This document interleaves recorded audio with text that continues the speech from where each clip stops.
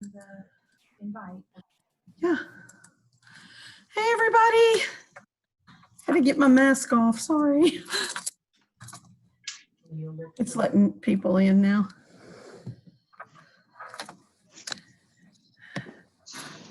Is it not letting you in?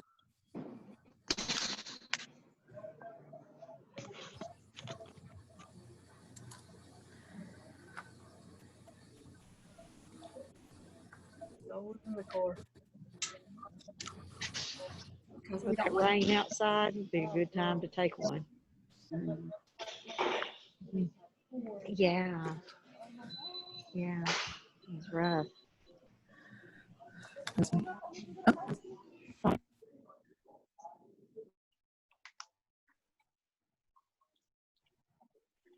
Hey, everybody. Trying to get Dr. Kremers in.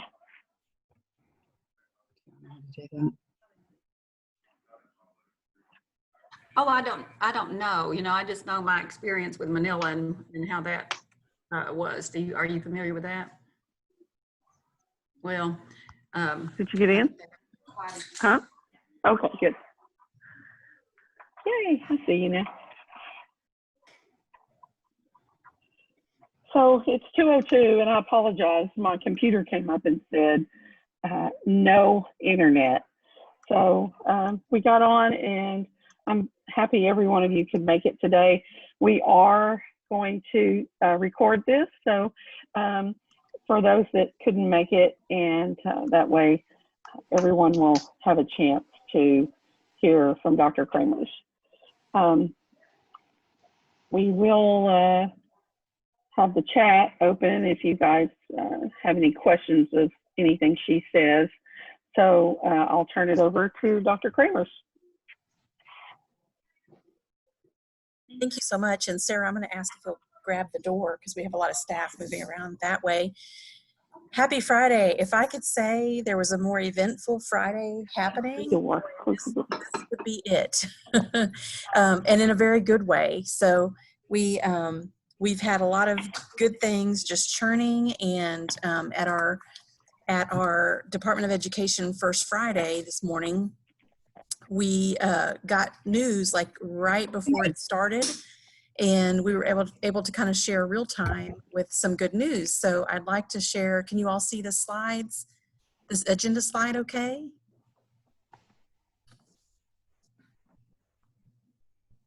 Just want to make sure everybody can see the PowerPoint and the agenda on the screen okay? yes, ma'am. Okay, yes, thank you so much.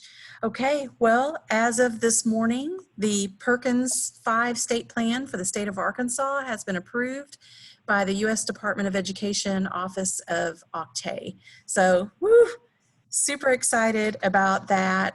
Shout out to all of you for all of the hard work you did in providing feedback and helping to get the word out and holding the stakeholder meetings. I reflect back on almost a year and a half ago when they first started announcing it. It just seemed like this huge mountain. And now here we are a year and a half later, and the plan is approved, and just what a culminating event. And then now the fun part of the implementation of the plan. But we're very proud of the final product and the great things it's going to do to be bold, which was the original charge to be bold and for Arkansas and for CTE. And so again, thank you for just the detail eye that you have that, you know, not many people in the state have that same lens, and you provided feedback on things that we would not get otherwise. So your expertise is so appreciated, and thank you for everything that you did to make it a better product. Special shout out to Sarah for helping to just coordinate many of the changes with the grant coordinator, and a lot of blood, sweat, and tears. We did some late Zoom calls till 10 at night sometimes, and so thank you. And I know Sarah would probably not mind following up, if you would, today with an email to all the CTE coordinators with a final copy of the plan. We are going to get it on the website, but it may take a few days, and I don't want you to have to wait. So we'll send you a copy of the final plan.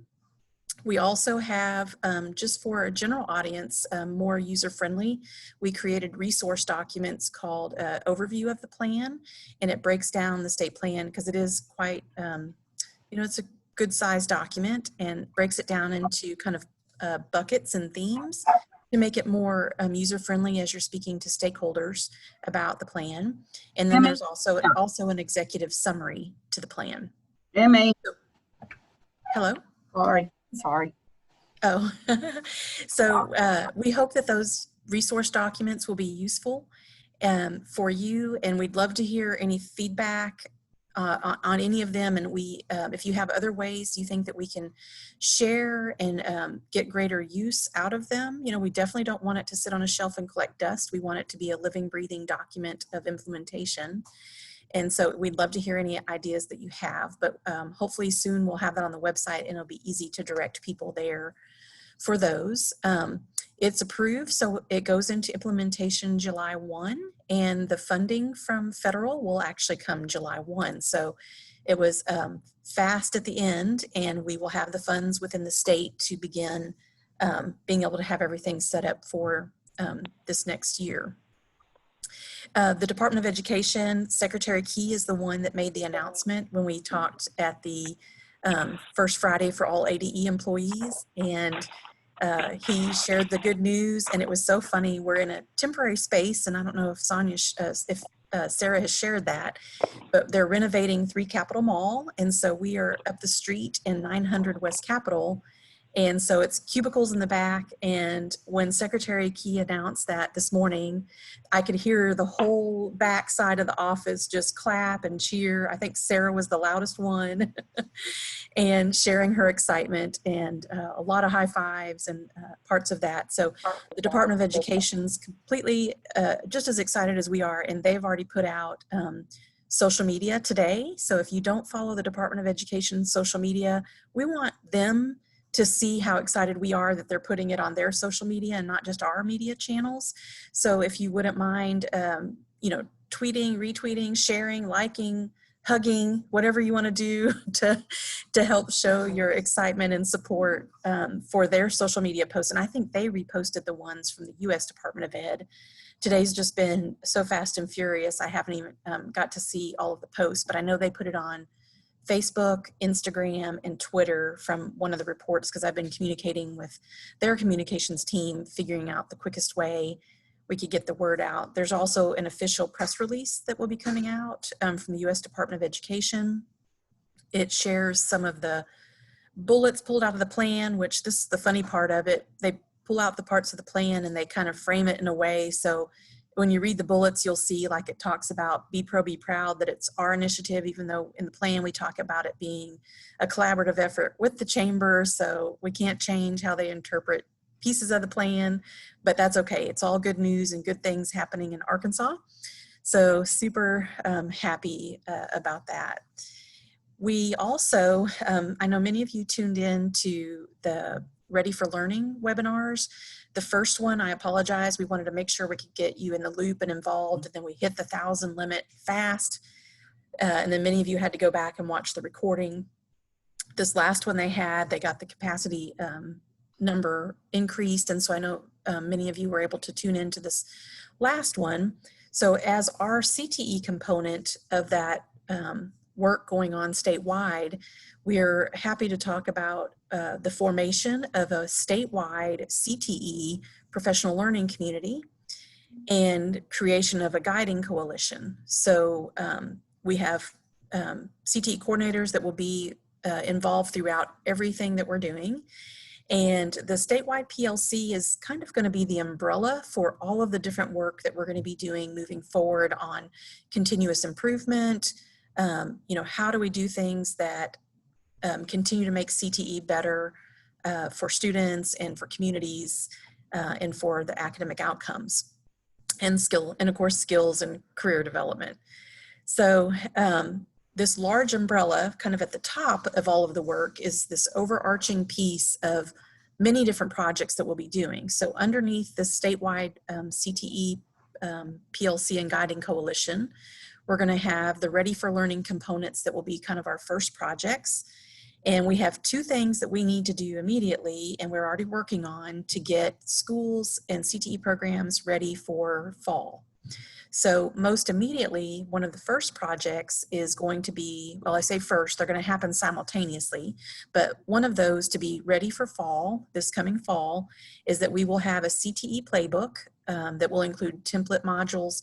Many of you have probably seen that on the ADE website, and there will be a template with learning what should have been before this course, what follows a course, all of the different components to the course, and that will be available for every CTE course for fall. And so those will be posted very publicly on the ADE website.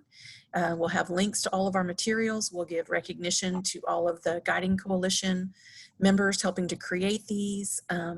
And so we have one, there will be one for every course, and it will give suggestions for students with disabilities. It'll give suggestions for activities and resources. This will be the guaranteed and viable curriculum, and we will be working with Solution Tree to review those once we're done, so that there will be no question whatsoever about the high quality CTE programs from anybody. And the goal is that we want to be a national model for CTE in this space. No other state is taking on a project like we are to be ready and prepared for blended learning and to be ready in a way that we are with our CTE teachers. I mean, we have the greatest resource in the world, and we're excited to be able to share that as a model for CTE, which is part of our vision. And so this CTE Playbook templates, that's where you see kind of along the top, the image that you see on the slide. It's the Back to School Playbook. It's the same imagery that was developed for the DESE Back to School Playbook. And except for theirs had the DESE logo, and ours will have the CTE logo to make it very clear that this is for the CTE and it's our own, and it'll be our teachers. And that's the exciting thing about it. The second half of that is for what is our sustainable solution. So we've got our early solution for fall to make sure teachers feel prepared, ready, and supported. And then for fall of 21, we will be working this year to create blended learning courses. It'll be a phased process because it's a very timely, intensive process. And we will be creating our own CTE blended learning courses that are our programs of study, our courses, our teachers, and our schools. So it's not something we're paying for from some company in Timbuktu. This is Arkansas people, Arkansas things, very organic, and again, highlighting a best practice role model of what we have in the state and making that an exemplar for the rest of the nation. So we will have people that will be working specifically towards the creation of the courses. It's there's training for the design, the development, making sure it's compliant with ADA. There's many different pieces, and those are long commitments for those. So the team has been reaching out to CTE teachers. I know they've been talking to some of the coordinators.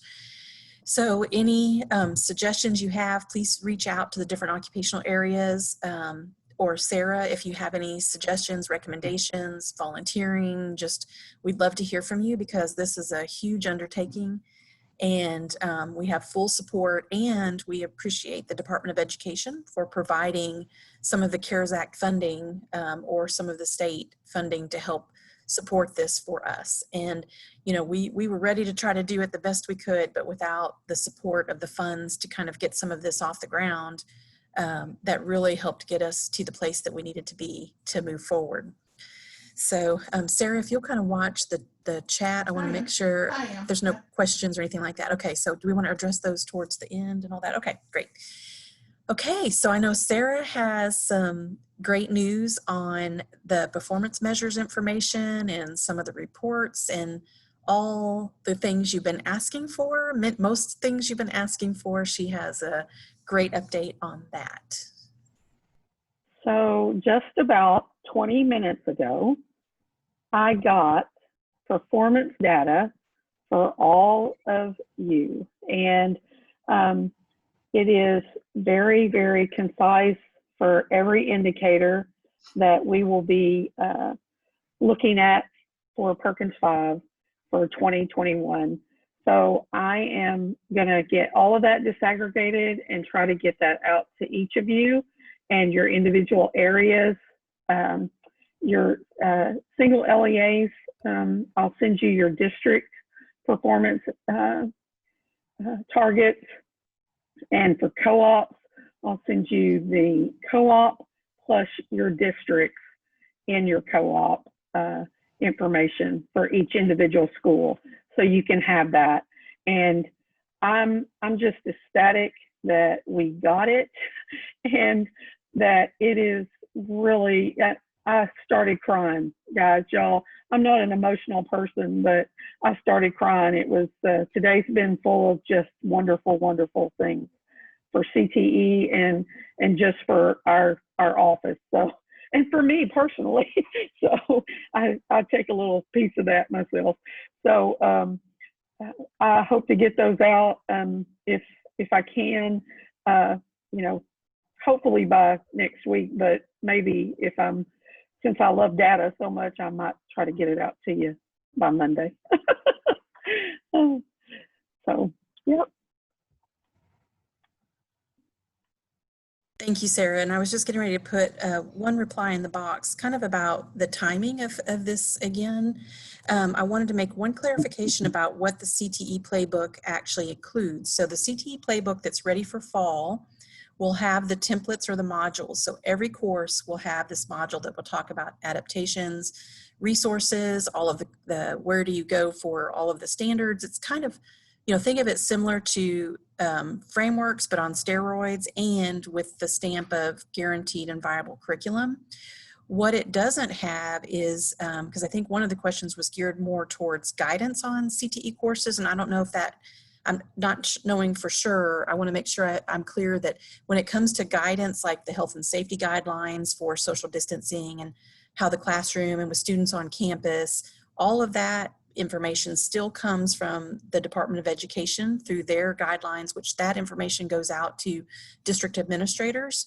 So there's no special exceptions for CTE and how that's managed. So whatever rules would be happening on that campus for what if the students wear masks, if they have to have only so many students per room, or how all of that looks, will still follow the Department of Health, and the CDC is usually part of their guidance with the Department of Health and then through the governor's office. So when it gets into the specifics of how how that will look, then that will come from the guidance is one size fits all, like it will be for all courses, for all things, for all students and all schools, for the health and safety. And it is a hard time because we know the point's very well taken. Parents are trying to make decisions about work, being home or being in school. And of course, as you guys know, the governor is having school start in the fall just as normal. So although it may look different, how the social distancing and masks and hand washing stations and how all those things will occur, that may be different. But we hope that what our hope is that we end up with a blended learning model where there's that flexibility to have some things online. We hope it's all in school, because that's the best scenario. You've got your face-to-face with your teacher, you have, hands-on with all of the things right there at your fingertips. That's the ideal, of course, we know that. But if it happens where we get in a situation again, and we truly end up in a remote learning environment, we'll have to be ready at the best we can be ready, because we were not ready when this happened at the end of the school year. And so, a lot of decisions are very tough decisions, and we really look forward to having as many resources in place as possible. And, the ideal situation is if there's still spikes with COVID and there's maybe combinations of that, we have time where students can go into the classroom, into the schools, get the hands-on piece of it, and then do maybe some of the content at home. But as of now, this, for fall, what Desi is saying is that, it would just be starting fall with school, just on site, students are there. There's many options that the districts have, but, we kind of hope it starts that way. And then, they're guessing there's a chance that there could be spikes after the flu season starts in November. So, thinking about districts, they're talking with them about what would be things that you would want hands-on, that you may want to front load earlier in the semester, but really those are decisions that will be discussed as the Ready for Learning, the last webinar. What they asked school districts to do was to create a Ready for Learning local committee. And so, you know, if you don't have representation on your local Ready for Learning committee, I would find out who's on there and try to give feedback, because you need to have the lens of what happens with CTE. And that's all very local. All of this that goes out from DESE is all guidance for the local districts. So, you know, there's the broad guidance overall the district administrators get and the co-op directors get. And then a lot of it is local planning. So again, that'll be called the Ready for Learning committees in each district, and try to be a part if you can. And if they already have it set who the people are, make sure you're giving information and support to make sure that if there's considerations you would want them to have, that they can be the voice for you within those committees. And I don't know if many of them are fully formed yet, because that information was just released. I think those webinars were last week. It all blends together at this point because everything moves so fast. So I know there may be more questions on that, but when we talk about the CTE Playbook, there's the Ready for Learning document, and I know somebody in the chat asked for that. We can make sure we link to that page on the DESE website, not just the CTE Playbook, I mean the ADE Playbook, but we can link to the, Sarah, if you wouldn't mind adding that in the chat box with the Ready for Learning page. We'll try to get that out. If it doesn't come in chat for now, we'll try to get that out. And so that Ready for Learning document is for all schools for all things. So that's the general document. There's about 1,000 links in it, and I've poked around trying to make sure the links worked as part of the review process. But there's digital learning. Who do you contact for, you know, digital questions? Who do you contact for the many different things? So it answers a lot of the district and school level information broadly within that Ready for Learning document. And then for the CTE Playbook, just like the DESE Playbook, it gets into the very specifics of the coursework and the curriculum and what should be focused on when school starts back in the fall. All right, so thank you for the questions. That helps us clarify. So keep them coming if you have questions. Sarah, would you talk a little bit about Triand, or do you want me to cover the Triand access piece? Well, I can get myself unmuted. Sorry. I have gotten word that the 15 cooperatives, CTE co-op coordinators, are going to be given access to Triand.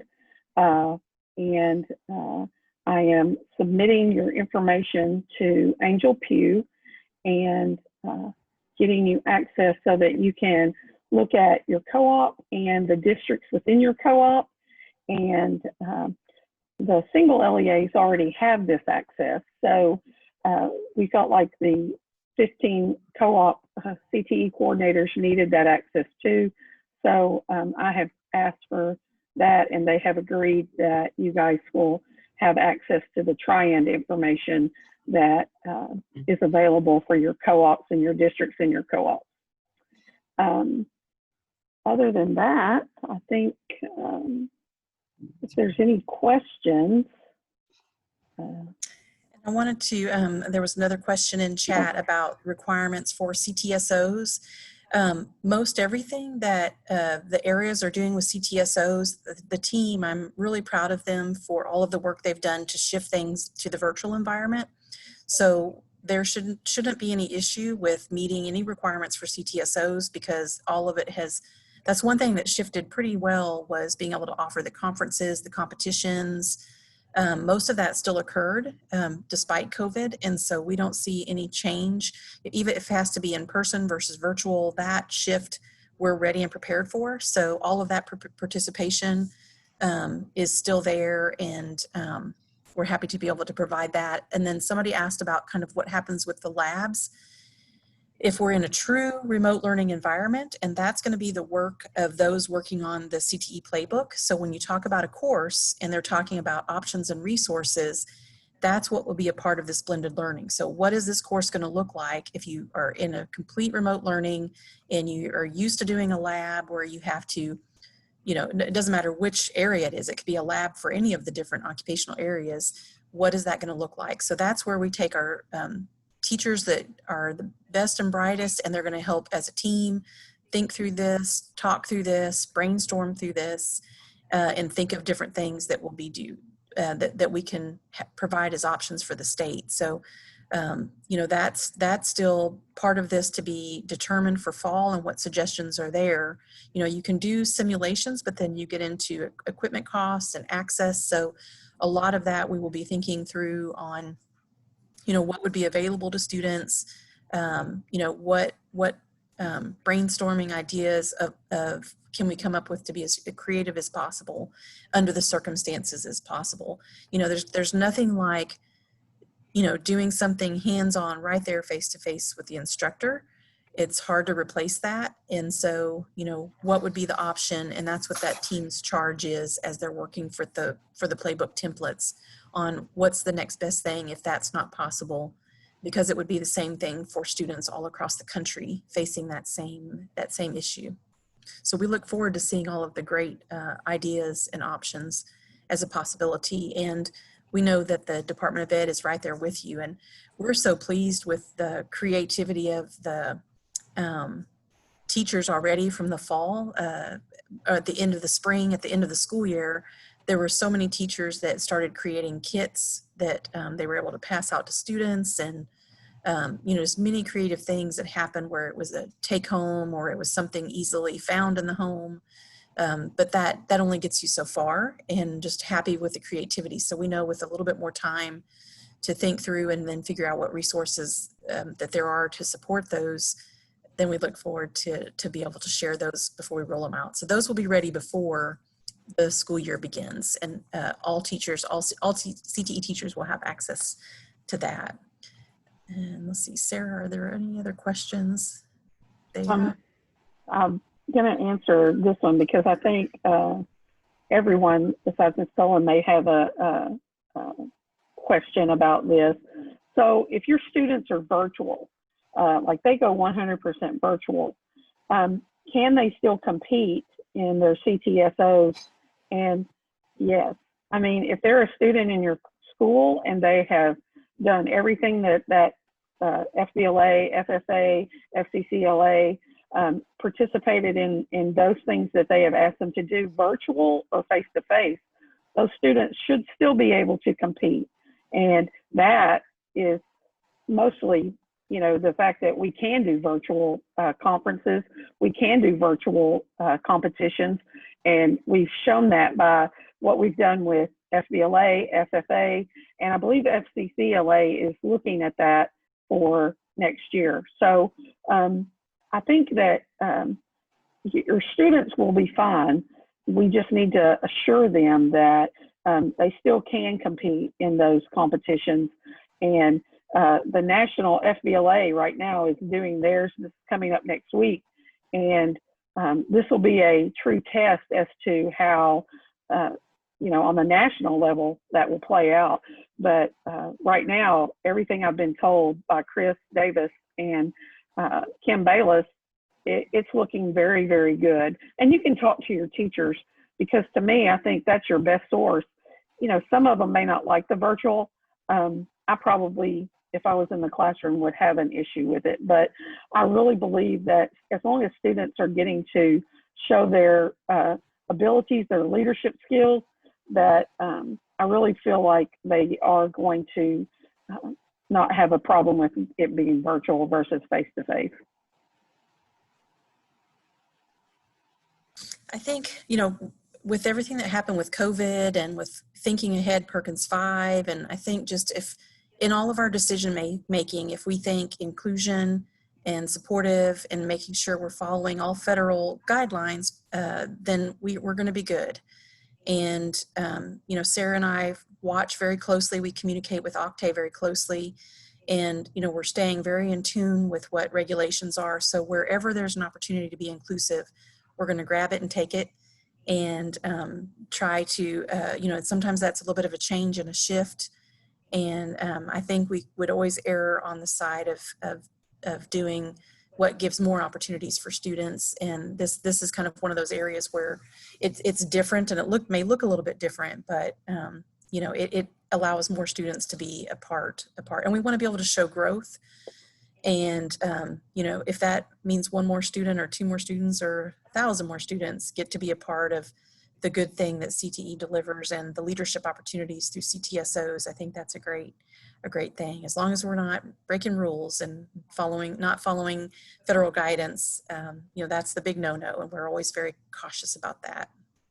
So if there's no, I kind of was watching the chat, if there's no other questions, I just want to reiterate again how much I appreciate you guys. And I know Sarah does a great job with the regular webinars, and I appreciate her for trying to keep the communications open. And whenever I receive, you know, bigger items from the department that I can pass through to share, you know, I'll continue to do those, and then hop on the webinars when I'm able to touch base. But I really am open, as you know, anytime, reach out if you're having a struggle. And I think, you know, we feel your frustration. One of the biggest things when I did the CTE tour of the state and I visited many of the co-ops, you've been asking and you've been so patient on the request for the reports. And, you know, it's been a, when it gets to data, it seems like it shouldn't be so hard, and there's just no excuse, but just the number of phone calls and loops and hoops and cartwheels and flops on the floor, it has been something to get to this point. So, you know, whatever approvals we needed to get, we've just worked to get every single thing step by step by step by step, and to be able to get where we are to get those reports back to you. And I think, you know, one thing that we feel confident and secure with in working with the University of Arkansas, the Office of Innovation and Education, all of the IT team, Arijit and his team with data, if you, they are just rolling out what's called ADE Insights. And so if you go to the ADE Data Center, and I know Sarah walked you guys through that, there is so much now there, and more is coming. And then whatever Sarah just got access to today that she'll be able to share, and then with access to Triand, we're just in a whole different place on being able to look at our data to identify where the gaps are, because again, that's the most important thing. How do we know how to put in our Perkins projects if we don't know where the gaps are? How do we know how to direct those projects? And so this is the piece of the puzzle that you rightly so, you needed it. And so finally, we can help deliver what you need to do your job effectively. And so we're just doing cartwheels with you to finally have that. And I know that there's been some of that provided in the past. I don't know how, like the process of paying, that must have been provided from years ago. It had to have been very manual. And so we're having things set up where it's automated, and it's just, we'll be able to get it on a regular cycle. And it's just a given thing, and it's not like this every single time anymore. So it's kind of, you know, my goal with many of the things we're doing, we're not setting it up for a Band-Aid. We're setting it up to fix it for decades to come. And I want it to be fixed and fixed right for a long time. And especially if it makes it easier and more efficient, that's the best. That's the best. That's the best model and scenario. And I just want you to know we're working really hard to try to achieve that goal for you guys. And it does take a lot of patience. So thank you again. And I know part of that is the portal not being open and available yet.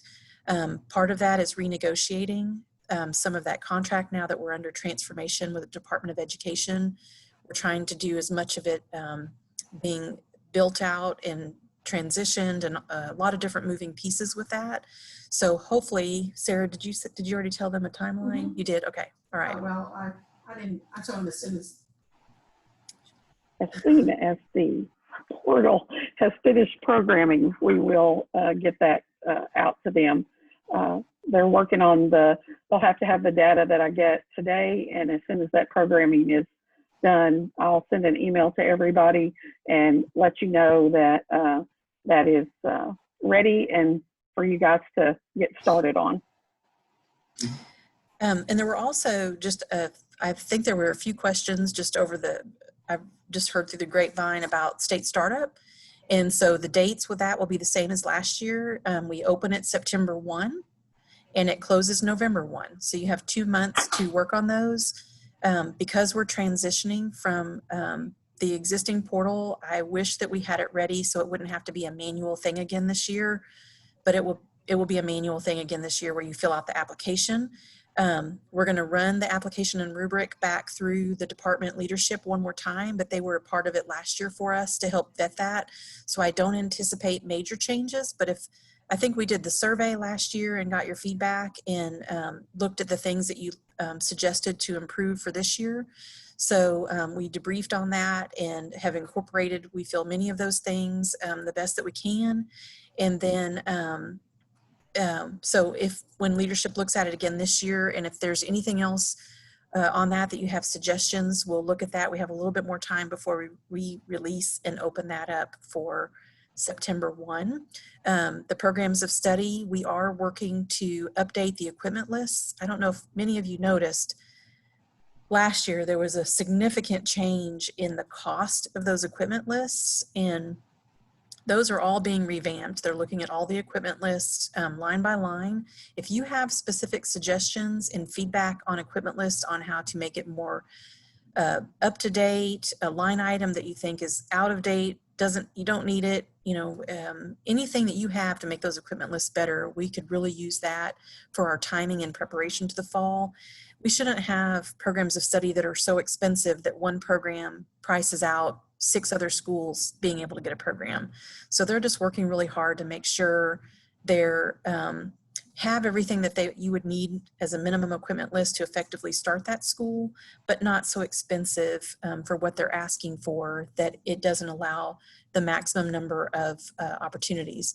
Our amount of funding for state startup is the same. It's been flat forever. So as you guys know, it's $2.37 million, and that's to distribute across the state. And we are committed to making sure that that is distributed equitably across the state, and hopefully as many schools and areas of the state as possible.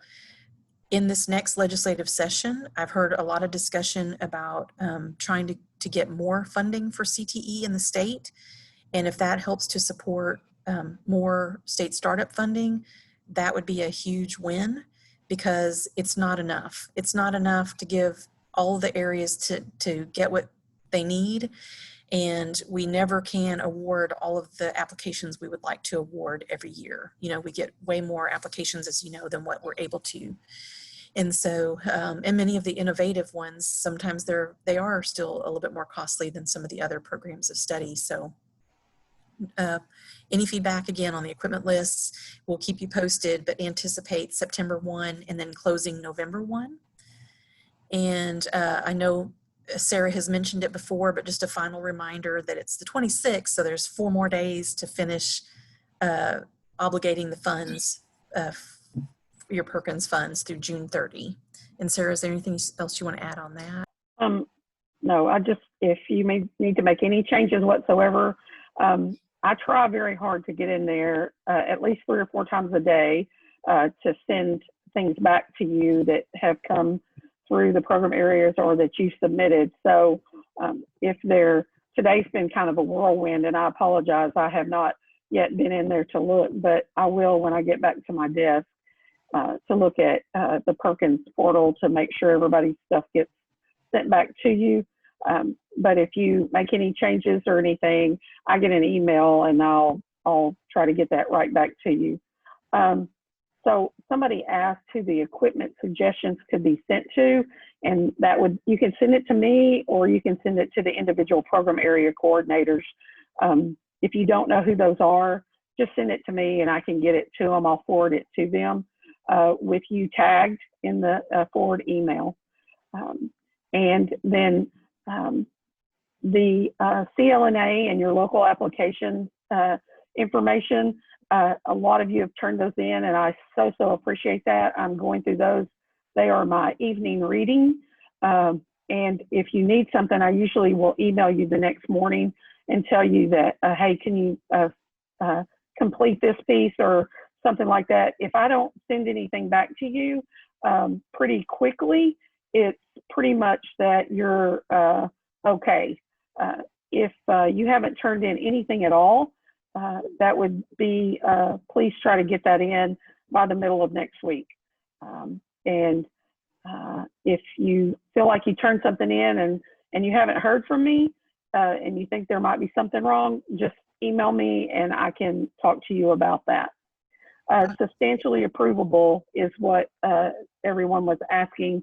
And that's what, when you turn that CLNA and your local application information in, that's what I go through to make sure, and I mark it that your file has been completed.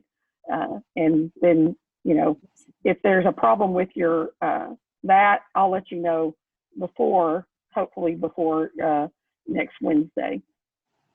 And just a funny aside, when Octay had some pre-discussions with us on some of the plan pieces, they used the word beautiful when they looked at our CLNA. So I guess if a plan, a CLNA plan can be beautiful, that's what Octay thought it was. So again, that's all credit to you guys on feedback and suggestions that you gave to give us a beautiful CLNA for Arkansas. It may not feel beautiful when you're filling it out, but it is, in their eyes, they're very pleased with that part and all of the plan. We're just glad it's approved. I think the only thing that, one thing that they did talk about, Sarah, and I'm going to go ahead and just share that, is one thing that we struggled with was placement data, and we would really ideally love to have actual data. We've worked really hard to try to be a part of the state Swiss agreement, and the Swiss agreement is kind of a multi-agency statewide agreement that you would share data, especially when it comes to wage data, so that we kind of have a better idea of placement and wages and careers post-graduation.